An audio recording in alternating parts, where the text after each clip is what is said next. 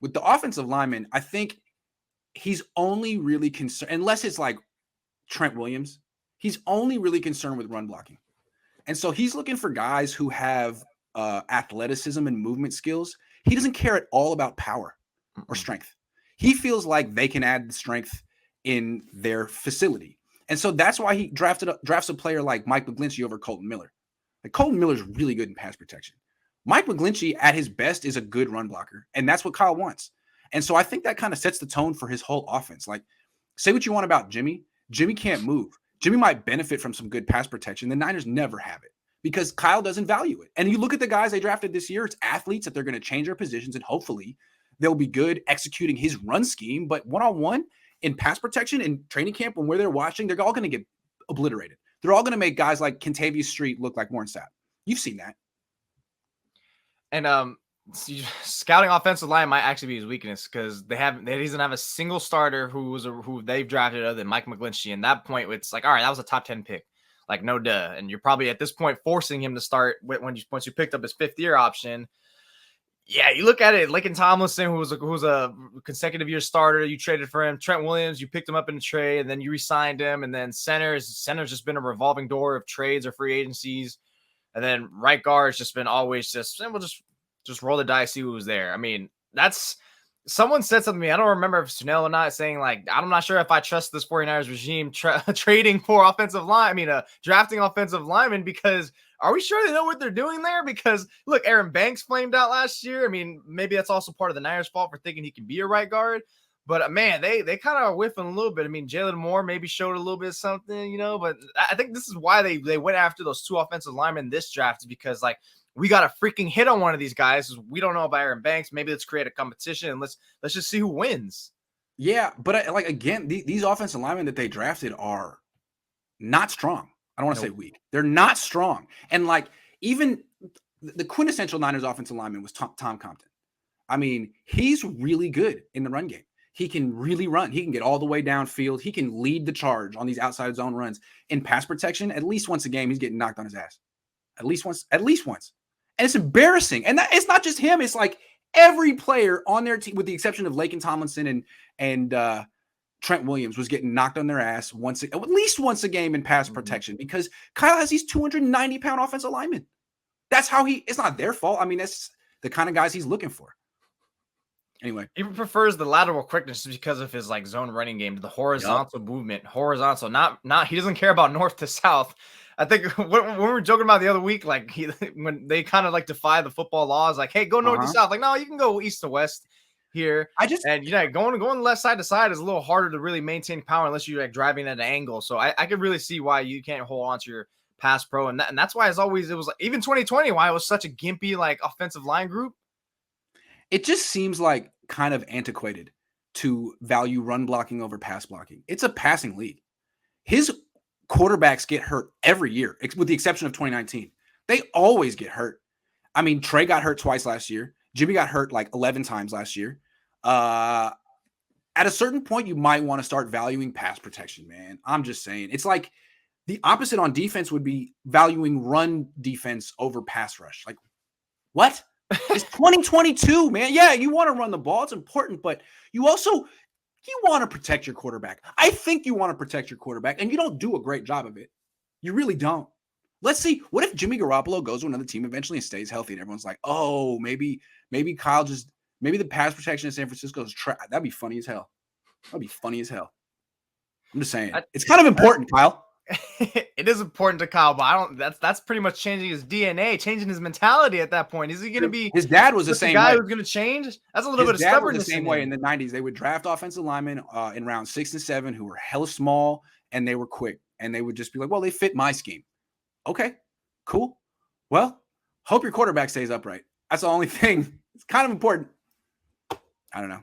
He loves that running game. He certainly does. Double B Studio says you should ask Lynch, if Jimmy is so good, why is he not starting? Why hasn't he been pursued by teams? Why, Lynch? Come on, man. Because of a shoulder injury. That's what he's going to say. Only reason. Cop-out injury.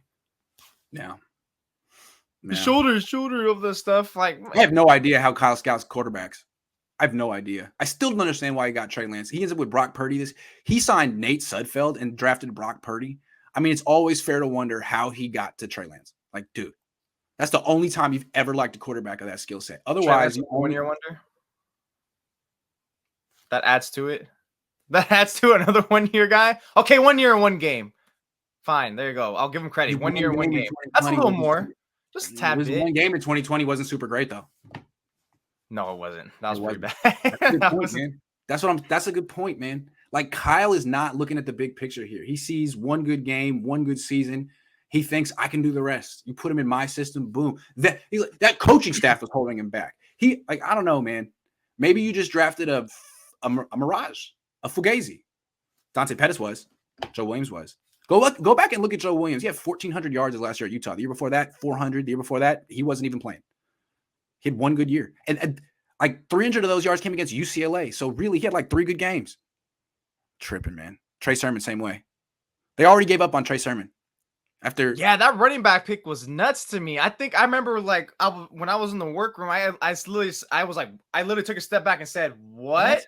3rd round pick?" I was so confused for a second because the back-to-back 3rd round pick years, and you're a guy who's able to, if you're really like, it's my scheme, wouldn't you wait until like 5th, 6th, 7th rounds, or even undrafted free agents who all phases you've proven that you could just put a decent player there and just make enough efficiency? I mean, even Trey Sermon, who we didn't like last year, had a pretty well game against the Packers. I think it's clear that like what Kyle's looking for in a running back is changing. He used to want speed. He used to get these 195-pound running backs. They all got hurt. And now like he's had success last year with Debo and Elijah Mitchell, who are both like tough battering ram type runners. And I think he just felt Trey Sermon doesn't run hard enough. So why'd you draft him? How did you end up with Trey Sermon, man?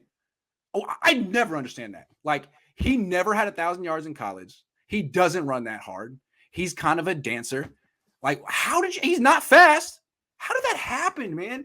Kyle, dude, maybe you shouldn't do all the scouting. Maybe you just watched one game of Trey Sermon. You're like, oh, this dude's amazing.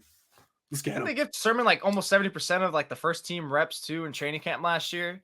I mean, I know I was only there for like 5 of them, but I mean, I was like, this guy's getting a lot of They gave him every opportunity to show something, and they were like, this dude is just plodding and not explosive. And that's probably the truth. So why did you draft him? He doesn't run hard. He's not fast. You want Ty Davis Price.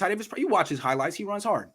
To me, he's just another guy. He's a bigger Elijah Mitchell. He just runs between the tackles. That's great. Sweet. You don't have your home run hitter. You know, where's your home run? Where's the 3rd round pick they took? Ty Davis Price, the one hit one. He had one good year. He had a few good games. I mean, you still got to use. He's not going to take reps away from Debo. Are you serious? Oh, let's not give the ball to Debo because we have Ty Davis Price. Are you kidding? You know what though? I think I did write on the draft article once it happened. Was I saw 2 ways of why they drafted running back, or whatever. Not even forget it. That was Ty Davis Price. They drafted running back so early is because number one, they're scarred at what happened at running back last year. Everyone went down, man. They were freaking pulling in players from outer space. That's how much they want bigger running backs so they don't get hurt. And that too, more sustainable, so you don't have to be in that desperate situation. They were even like that with cornerback for a time last year. And so that not only do that, but to avoid a situation where you have to force your wide receiver. And while he excels and is phenomenal at it, I think that's also a sign that Kyle's trying to, convey to Debo, like, look, I know this is not your usage that you want. Here's proof. We're investing in the position. We don't want to go down with so many players again like last year to put you in the situation. Because for all we know, maybe Debo didn't want to do it in the first place, but because it was midseason, because he knew that was his last chance, he said, I got you, coach, being the football player that he is. I got a theory. I feel like Debo's cool with the outside sweep runs. Like that's what he asked for when he was in Dallas and they were at the 25 and he's like, give me the damn ball, the sweep around the right end. That's his money play. That's his touchdown. I don't think he has a problem with that. I think he has a problem running between the tackles as a short yardage back. He was their short yardage back at the end of the year because he's way bigger than Elijah Mitchell. Dude, you can't use him like that. So now you get a guy in Ty Davis Price who was listed at 223 at LSU. He'll be the short yardage back. You really drafted a short yardage back with the 3rd pick in your 3rd round pick. And the thing is, he ran a 4.48 at the combine. Yeah, he dropped 12 pounds to do it. He plays at 223. He ran at 211. That's the same thing Elijah Mitchell did, and the Niners fell for it. Elijah Mitchell ran that 4.35 at whatever. He doesn't run a 4.35. He dropped hella weight to do that. Hella weight. So I don't know, man. To me, I get why the Niners did it at running back, but it's like, it's the same. I mean, if it's a bust, it's the same reason as Sermon, man. The guy was a 1-year wonder in college. He's a late bloomer. I'm skeptical of offensive skill players who don't bloom until they're like 21, 20. Like what happened? Like you had to be older than everyone before you could dominate. What happened there? You know what I'm saying? What's that? Yeah, that's the real sign. You get all that experience, and eventually it's like, all right.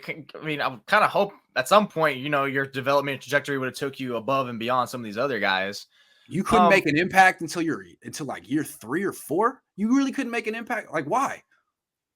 Debo made an impact like his second year in the SEC. Like that dude was a baller at 19, 20 in the SEC. Okay, all right, that dude's the truth. The only thing that held him back was broken bones and stuff because he plays hella hard. Right. But, and honestly, like as much as that reaction first like bugged me, it's like running back, man, really? Because in terms of the value standpoint, dating back to last year's, I think overall I didn't really have too much of a problem with the 49ers did. It felt like, in their opinion, they went best player available, and that's why you didn't see center and safety drafted. I mean, I would rather they just take, even at a position that they were stacked at, like Drake Jackson, defensive line, they're pretty much stacked at. I'd rather them go for him than reach for a center or a safety that they know is not even going to really make that much of an impact for them if they did take him and invest in him.